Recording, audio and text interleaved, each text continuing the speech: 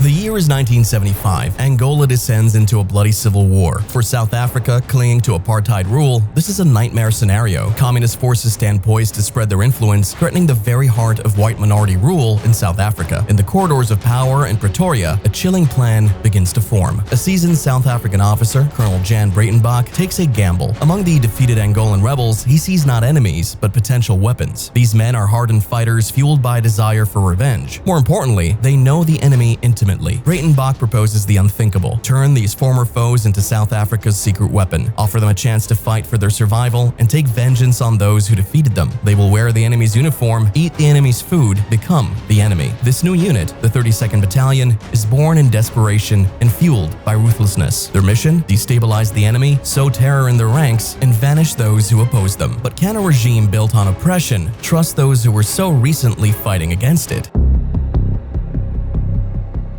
The year 1974 marked a turning point for Southern Africa. The Carnation Revolution in Portugal ended centuries of colonial rule, leaving Angola in turmoil. A bloody civil war erupted between rival factions. The communist-backed MPLA, supported by Cuba and the Soviet Union, fought against the FNLA and UNITA. South Africa, clinging to its controversial apartheid policies and controlling neighboring Namibia, watched the chaos with mounting alarm. The rapid collapse of Portuguese power had far-reaching consequences. SWAPO, a Namibian liberation movement backed by the communist bloc, saw an opportunity to break free from South African rule. The stage was set for a brutal conflict stretching across borders. The South African Border War, or the Bush War as it became known. This was no ordinary war. Guerrilla fighters clashed with conventional armies, utilizing everything from aging World War II weaponry to the cutting-edge tanks and aircraft of the Cold War superpowers. The vast, unforgiving terrain of northern Namibia and southern Angola became the battleground. South Africa found itself dangerously isolated. Its apartheid regime made it an international pariah, while communist forces threatened to encircle the country, fueling anti-apartheid movements within its own borders. To survive, South Africa turned to a desperate strategy: fight fire with fire. Amongst the chaos of Angola's civil war were the remnants of the FNLA, hardened Angolan fighters who had been defeated by the communists and abandoned by their former Portuguese allies. These men, skilled in bush warfare, were prime recruits for South Africa's clandestine new weapon.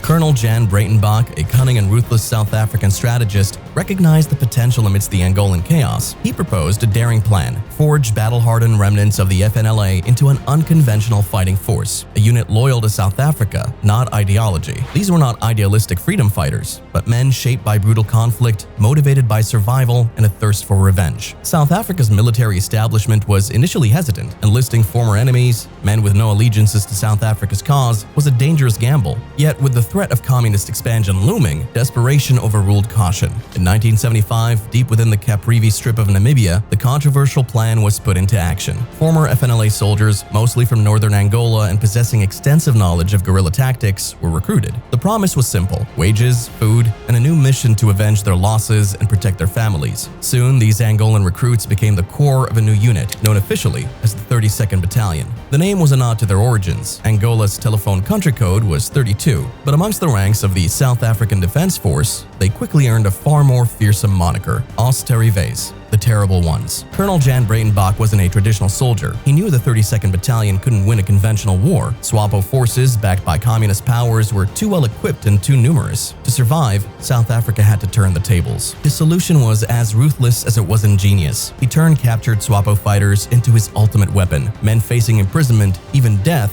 were given a stark choice: join the 32nd Battalion or rot in a cell. The 32nd Battalion was designed for speed, aggression, and maximum disruption. It was a true light infantry unit. No tanks or heavy artillery, just men with rifles, mortars, and a burning desire to inflict chaos upon the enemy. They were commanded by white South African officers, but the majority of the unit were the veteran Angolan fighters, organized into companies roughly based on their tribal origins. This unconventional structure was both a strength and a weakness. The Angolans' intimate knowledge of the terrain and guerrilla warfare proved invaluable, yet their loyalties were always suspect. Many were motivated by revenge and protection for their families, not by any South African ideology. Desertions were not uncommon, sometimes with ex-32nd soldiers joining the very forces they were supposed to fight. Breitenbach's concept was horrifyingly simple: make the 32nd Battalion a phantom force. They'd use enemy weapons, wear enemy uniforms, even eat the same rations as SWAPO. Deep behind enemy lines in Angola, they'd become indistinguishable from the enemy they hunted. This was psychological warfare at its most brutal. Every encounter with the 32nd Battalion would sow doubt and terror within SWAPO. Did the guerrillas they just fight defect? Were they betrayed from within?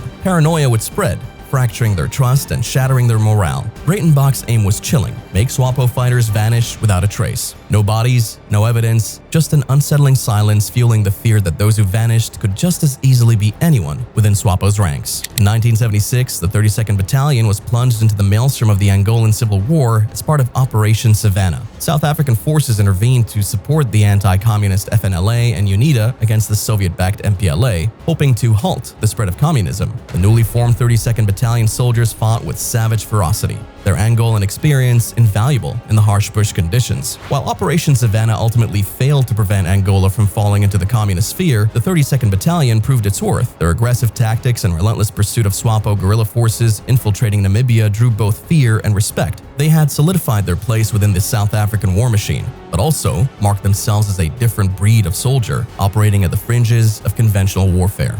Operation Saljag, launched in late 1976, was the 32nd Battalion's first major test. Their mission was blunt and brutal: eliminate PLAN insurgents infiltrating Namibia along the Angolan border. Over 4 grueling months, they patrolled the Yadi Strip, a harsh swath of bush where ambush and counter-ambush were the bloody norms. The fighting was relentless. The 32nd Battalion engaged in running firefights with groups of up to 300 PLAN guerrillas. Their Angolan combat experience was invaluable, allowing them to track their enemy with ruthless efficiency. PLAN bases were located and destroyed, stockpiles of mortar bombs and RPG rockets seized. Saljag, while relatively small in scale, established the 32nd Battalion's core identity: relentless hunter-killers operating deep in hostile territory. Then came Savate. In May 1980, the 32nd Battalion received intelligence about a massive FAPLA force gathering near the Angolan town. This was a conventional army, not lightly armed guerrillas, equipped with Soviet armor and artillery. Yet, orders were clear: attack and destroy. The battle that followed was a bloodbath. The 32nd Battalion, with their trademark aggression, ambushed the FAPLA brigade, causing chaos and inflicting heavy losses. The Angolan soldiers fought back ferociously, and the 32nd Battalion suffered its worst casualties of war to date. But in the end, superior tactics and sheer ferocity won the day. Savate was a major victory, proving the unit could take on a far larger, better-equipped force. While their victories were undeniable, the 32nd Battalion came with a political cost. South Africa's apartheid regime needed those victories, but couldn't afford the negative image of its main weapon. The unit's success relied on minimizing South African casualties. The Angolan soldiers were expendable, while white South African deaths would ignite outrage. This cynical strategy worked. The 32nd Battalion kept SWAPO destabilized. Their mere presence instilled fear,